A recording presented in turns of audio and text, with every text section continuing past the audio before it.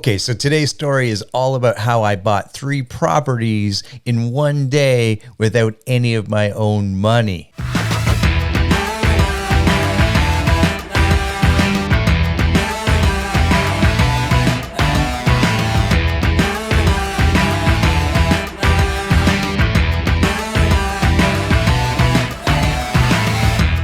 You're watching and listening to GTR, Gary Talks Real Estate. Stories told by a realtor investor. Yes, that's right, my friends. Back with another GTR, Gary Talks Real Estate. And today's episode is all about how I bought 3 properties in one day from the same seller without any of my own money. This was actually our first 3 properties, investment properties, that we bought together. This is, I think it's 13, 14 years ago now. And for those that know our story, we have been buying investment properties with joint venture partners and my parents, and it has certainly created a lot of opportunities for us. So I remember this very, very vividly, this story, and it all comes back to, having some information, having some experience and doing it with people that have done it before. Right. And I remember early on in our journey, we decided we were going to create wealth using real estate, because that's what my parents had done. And they had just said to me, hey, Gary, we're going to go out and buy some more properties. And without skipping a beat, I said to my wife, Michelle, we're in. And it's so funny how we're in, 2 words can totally change the direction of your lives and where you're going and so forth. That's another story. But here's the deal. Here's how we did it. My dad has, of course, always thought creatively. And we came across these 3 properties from the same seller, and it was 2 5-plexes and 1 4-plex, all in the same area. 2 of the 5-plex and 4-plex, they were actually right beside each other, and then another 5-plex was just around the corner. So really, really close. So 14 units in all. And we're looking at the properties, and there's been a lot of deferred maintenance on it. Yet the seller, owns a lot of properties, and he was willing to sell these 3 to move his money into a different asset, he had explained to us. But they had been up for sale for a long time, and they weren't getting a lot of movement on it. And we look at the properties, we're like, yeah, we could take these on and provide, our expertise on it and do some upgrades to it and so forth. And we actually still own these 3 properties today. And we're looking at the properties and so forth. And as you get to ask questions and you're asking questions of the seller, you find out a lot of information. So really, the seller didn't need all the equity out of the properties. In fact, he was willing to leave some in, which is a really, really important question, especially in today's times as our interest rates change and they're getting ever so more expensive. You need to be asking these questions. So we decided that we were going to submit an offer on all 3 properties, providing that they would be accepted all together. Okay, so we weren't going to submit 3 offers and only get 1 accepted. In fact, the deal was that all 3 of the properties would be accepted. And we went back and forth, negotiated a little bit, and here's what we were able to negotiate on. 3 properties.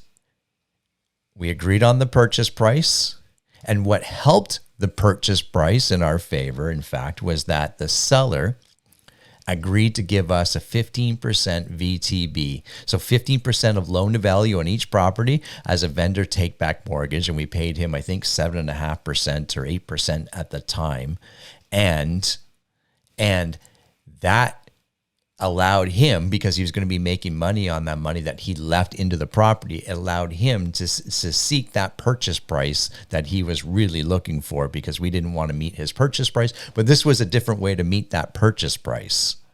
So, make a long story short, we were able to purchase 3 properties from 1 seller, okay, And that seller provided us with a 15% loan to value on each property. So what did that mean to us? Well, here's what it boiled down to.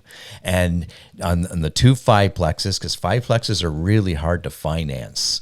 And there's not a lot of lenders out there, even today, 13 years later, that they're willing to finance a fiveplex. It kind of falls in. So residential financing goes up to 4 units typically here in Canada, and 6 units and above is commercial financing. So where does a fiveplex fit in? Well, you got to get creative on that, and there's only a couple of lenders that will do that.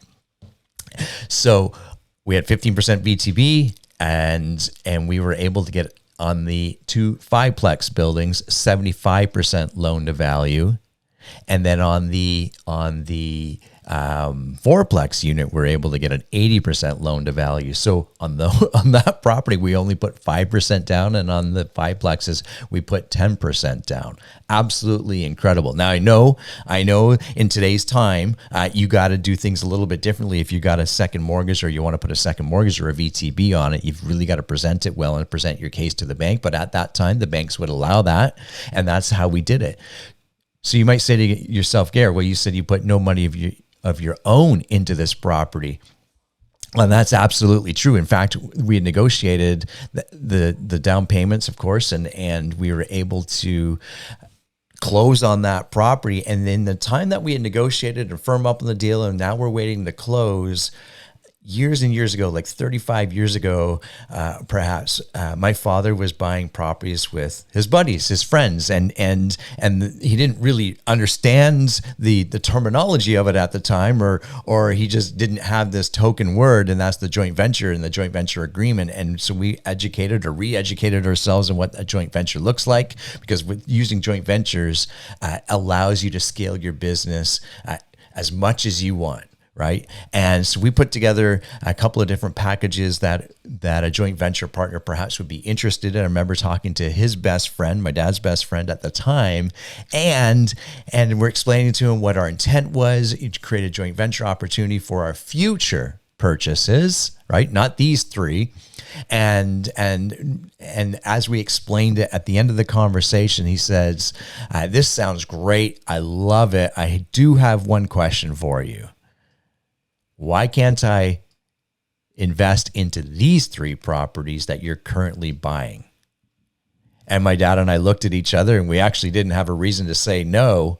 So he did. So we actually purchased our first 3 investment properties, or I did, in fact, with zero of my own money, and with a joint venture partner, and with somebody that's been there and done it before, like my father, my mother, and father.